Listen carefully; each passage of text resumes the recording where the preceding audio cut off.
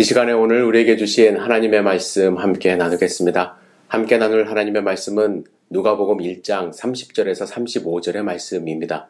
함께 읽겠습니다. 천사가 이르되 마리아여 무서워하지 말라.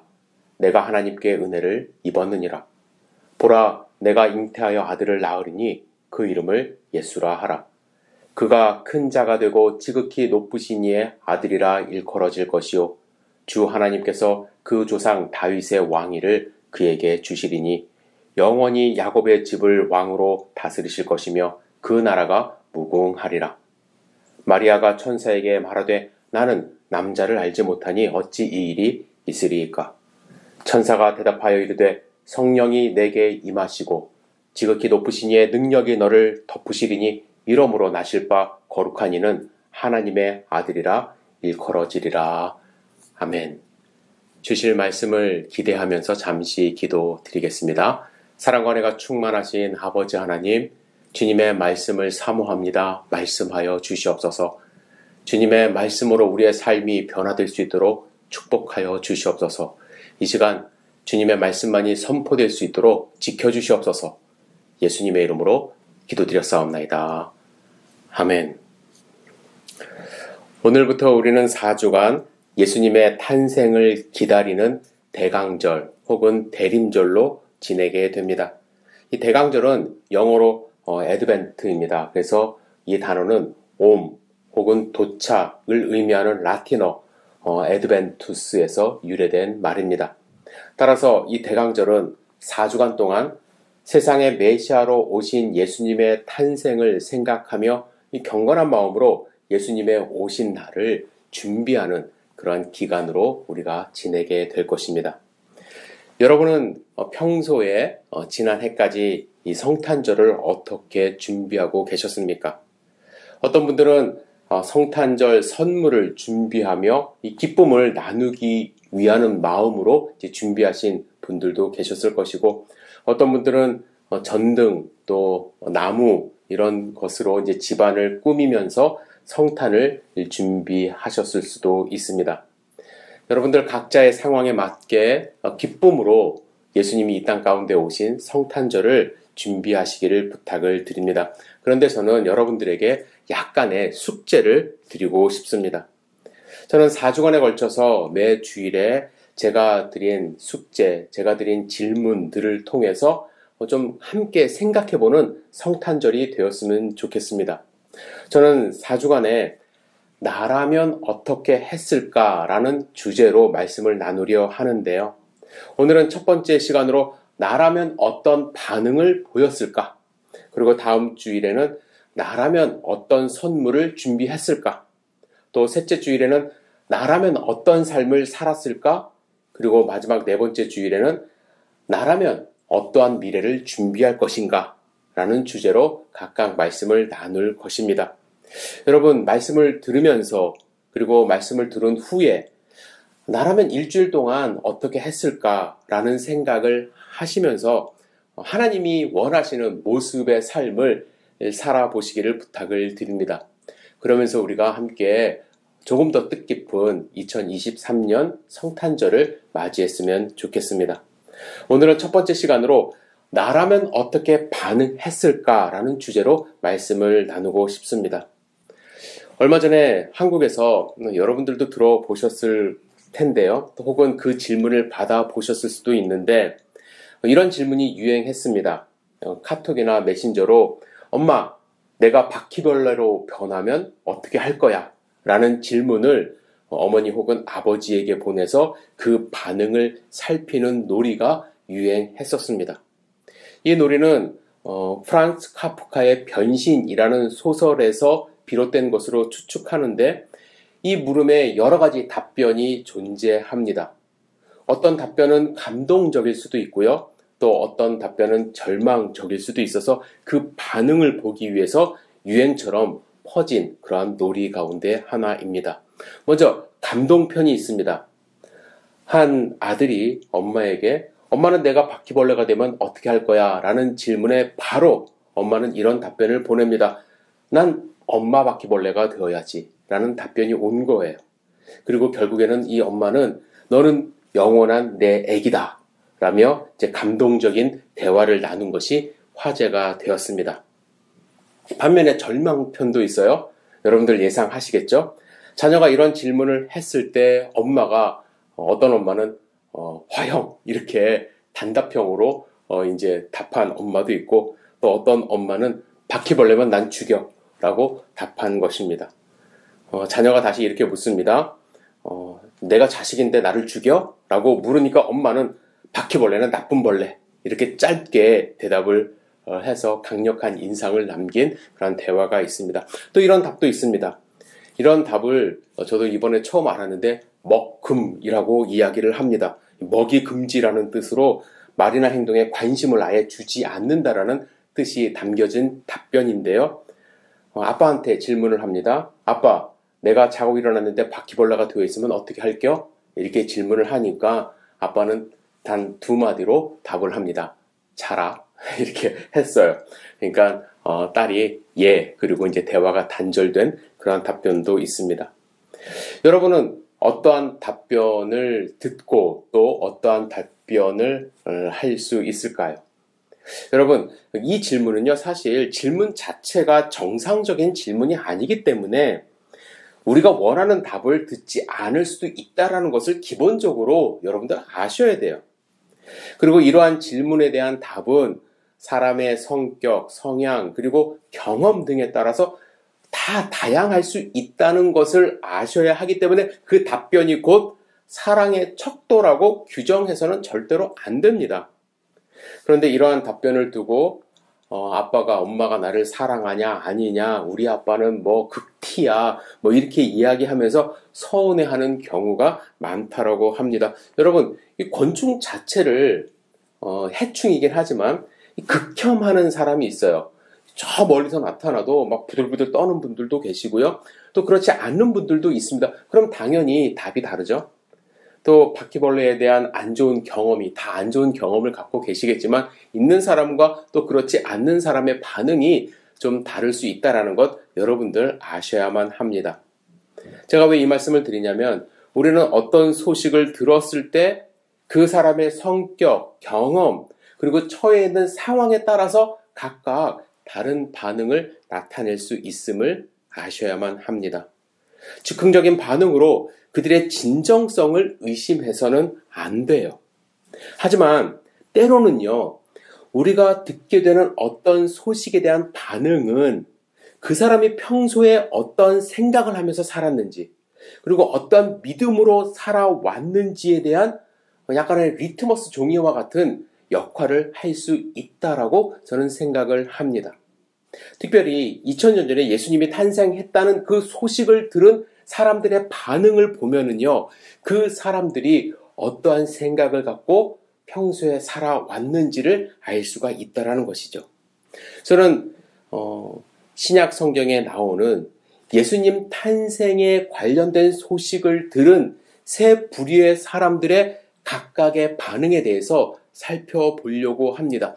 여러분들 같으면 나라면 어떠한 반응을 했을까? 여러분들도 한번 생각해 보시면서 말씀을 들으셨으면 좋겠습니다. 첫 번째, 동방 박사들의 반응이에요. 동방 박사는 페르시아, 예수님이 태어난 곳에서 거의 1000km 정도 떨어진 곳에서 별을 보면서 평생 연구했던 사람들입니다. 그들은 별을 보면서 연구하다가 평소에 보지 못했던 아주 큰 별 하나를 발견합니다. 그 별은 왕이 태어났음을 알려주는 엄청난 별이었어요. 여러분, 그들은 평소에 어떤 삶을 살았을까요? 별의 움직임에, 별의 어떠한 반응에 엄청나게 민감하게 반응했던 사람들입니다. 별을 보면서 사람과 나라의 운명을 점쳤고 미래를 예측했던 사람들입니다. 그래서 그들은 너무나도 큰 별이 나타나자 그 별을 보면서 왕이 태어났다는 확신을 갖게 되었습니다. 그래서 그 별을 따라서 1000km나 되는 유대 땅까지 오게 된 것이에요. 그리고 왕이 태어나신 이가 어디 있는지 수소문하고 다녔습니다. 결국 베들레헴에 멈춘 이 별을 보고서 집에 들어가 아기와 어머니가 있는 것을 보고 그들이 준비해온 보배합을 열어서 황금, 유향, 모략을 예물로 드립니다. 여러분, 동방에서부터 온 이 박사들, 예수님을 어떻게 바라봤습니까? 어떻게 생각했어요?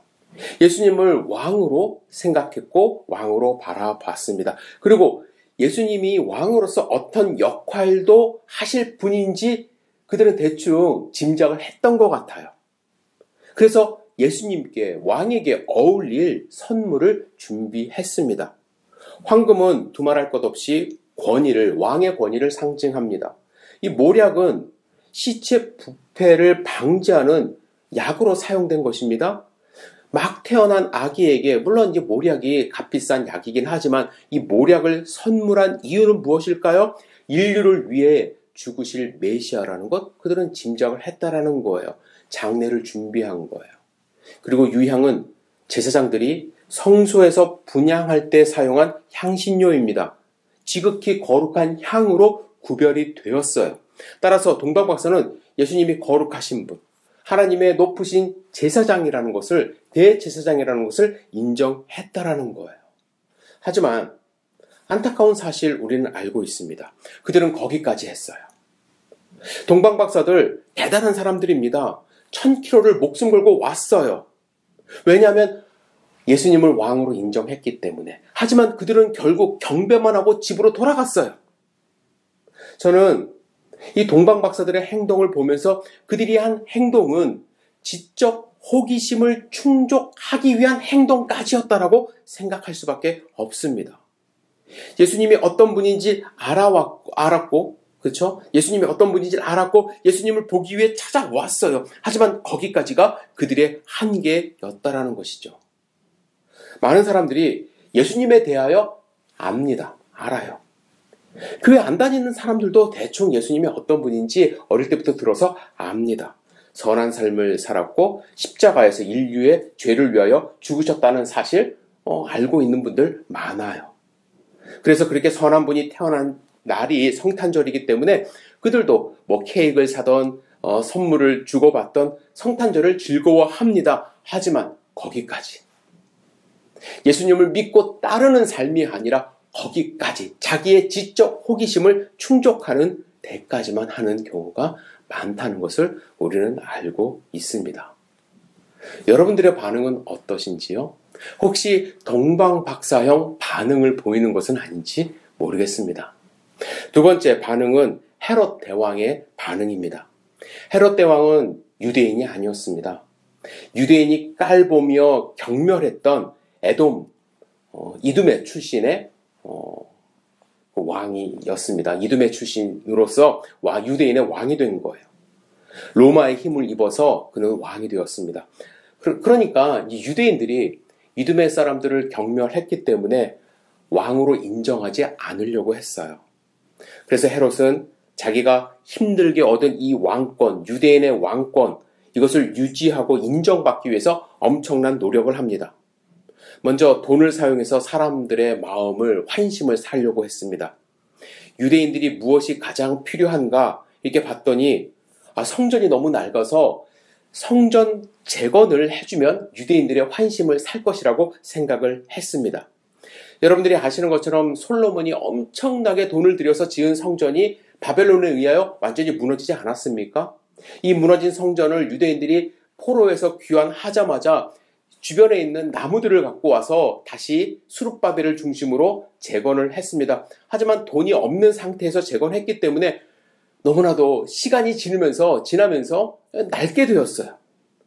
이 성전이 낡아지는 것을 보면서 유대인들이 많이 마음이 아파했거든요. 그래서 헤롯은 유대인들의 환심을 얻기 위해 돈을 들여서 엄청난 돌로 튼튼하게 성전을 지어주기 시작했습니다.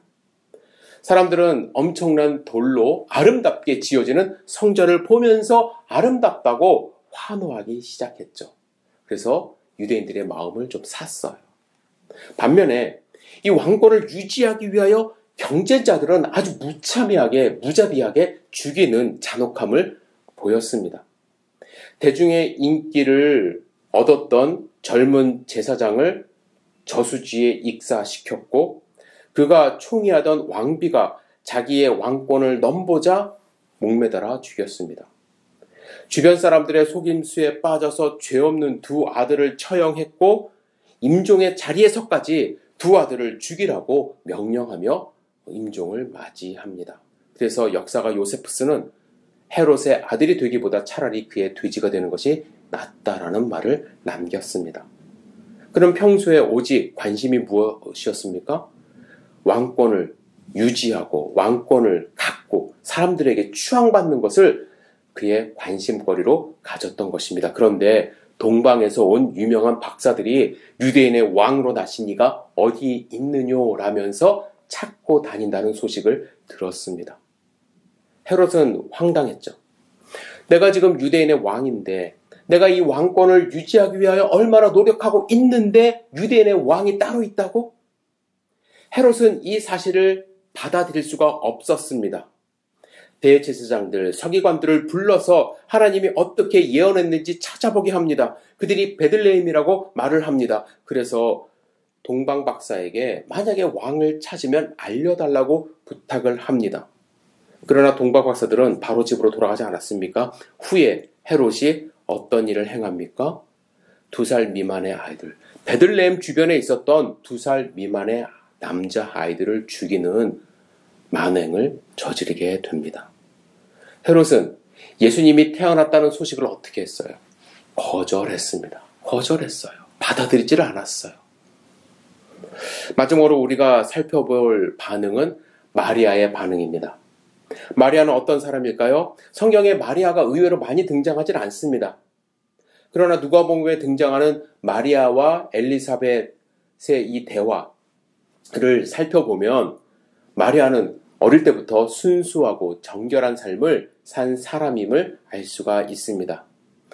1장 46절부터 48절까지 읽어드리겠습니다. 마리아가 이르되 내 영혼이 주를 찬양하며 내 마음이 하나님 내 구주를 기뻐하였음은 그의 여종의 비천함을 돌보셨습니다. 보라 이제 후로는 만세 나를 복이 있다 일컬으리로다.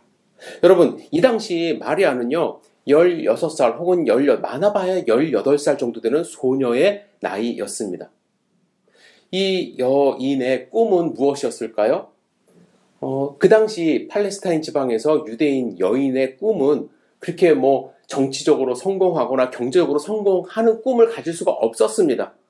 보통 평민의 여인들의 꿈은 그냥 좋은 남자 만나 아내가 되는 것. 그래서 단란한 가정을 이루는 것이 그들의 꿈이었습니다. 그렇죠? 큰 왕이 되는 것 아닙니다. 큰 부자가 되는 것 아닙니다. 단지 사랑하는 요셉의 아내가 되는 것이 그 인생의 설계였습니다. 그런데 이 작은 꿈마저 무너질 만한 소식을 듣게 됩니다.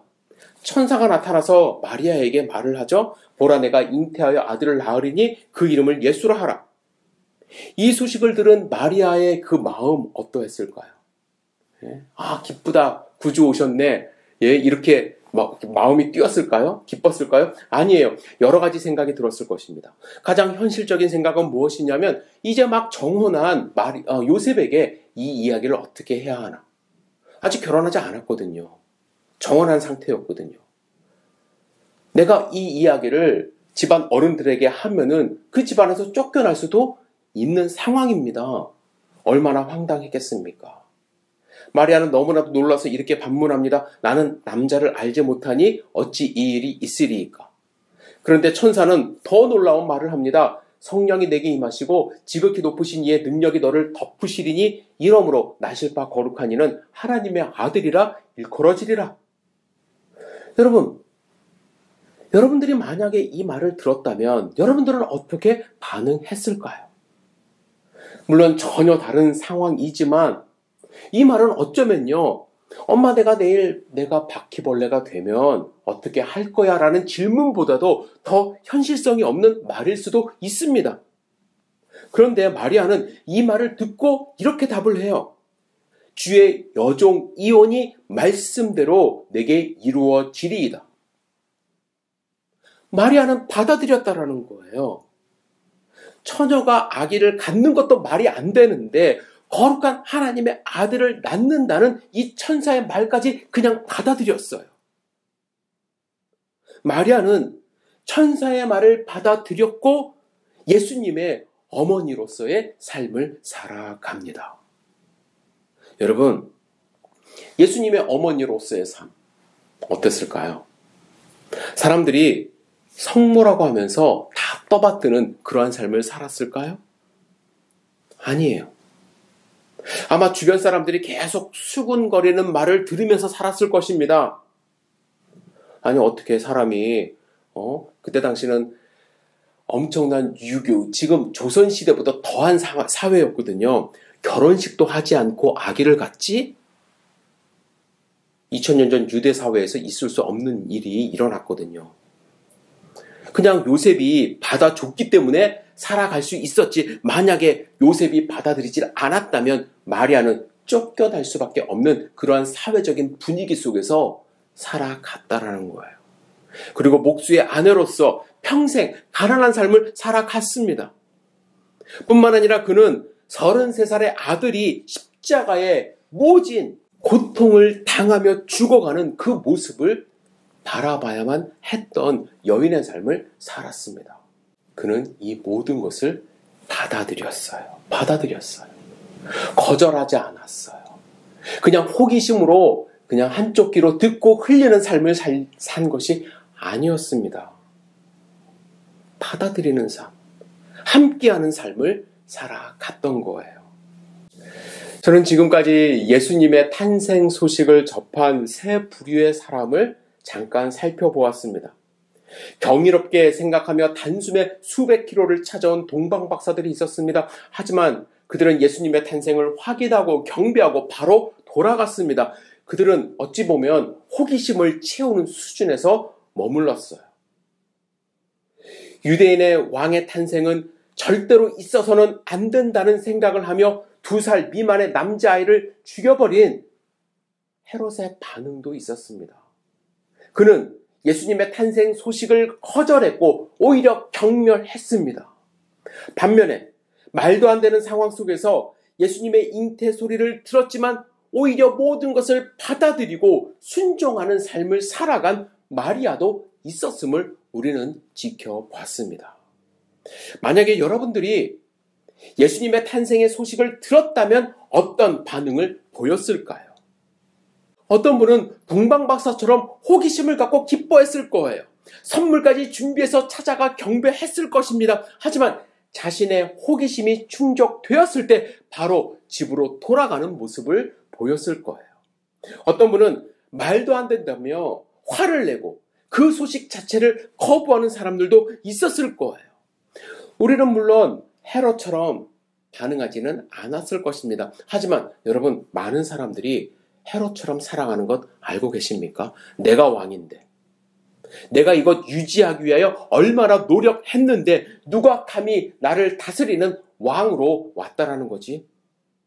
하나님의 아들이 이 땅 가운데 오셨음에도 받아들이지 않고 거절하는 삶을 살아가는 헤롯과 같은 반응의 모습을 보이는 분들이 너무나도 많이 존재하고 있음을 우리는 알고 있습니다. 반면에 어떤 분들은 마리아처럼 받아들입니다. 예수님을 받아들여요.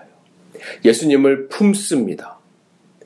예수님의 탄생, 예수님의 고난, 예수님의 부활, 증거하는 삶을 살아가는 분들도 분명히 있습니다. 여러분들의 반응은 어떠한 반응을 보이겠습니까? 나의 반응은 무엇일까? 여러분들 일주일 동안 고민해 보시기를 부탁을 드립니다. 그리고 예수님이 다시 오신다는 소식을 들었을 때 나의 반응은 무엇일지도 여러분들 생각해 보시기를 부탁을 드립니다. 하나님이 원하시는 반응은 무엇일까? 믿는 자로서 어떠한 반응을 보일 것인가? 과연 나의 반응은 무엇인지 여러분들 고민해 보시고 하나님께 기도하시고 참된 반응은 무엇일까? 여러분들 생각해 보시는 일주일 되시기를 주님의 이름으로 축복합니다. 기도하겠습니다. 전능하신 주님, 우리의 삶 가운데 오신 주님을 우리는 어떻게 반응하며 맞이할 것인지 스스로 생각해 보는 일주일 될 수 있도록 인도하여 주시옵소서. 주님이 함께함으로 우리의 삶이 기쁨이 충만하고 주님이 함께함으로 미래를 우리가 계획하고 주님이 함께함으로 참된 삶을 살아가는 하나님의 백성들 될 수 있도록 인도하여 주시옵소서. 우리와 함께 하시는 주님을 찬양합니다. 예수님의 이름으로 기도드렸사옵나이다. 아멘.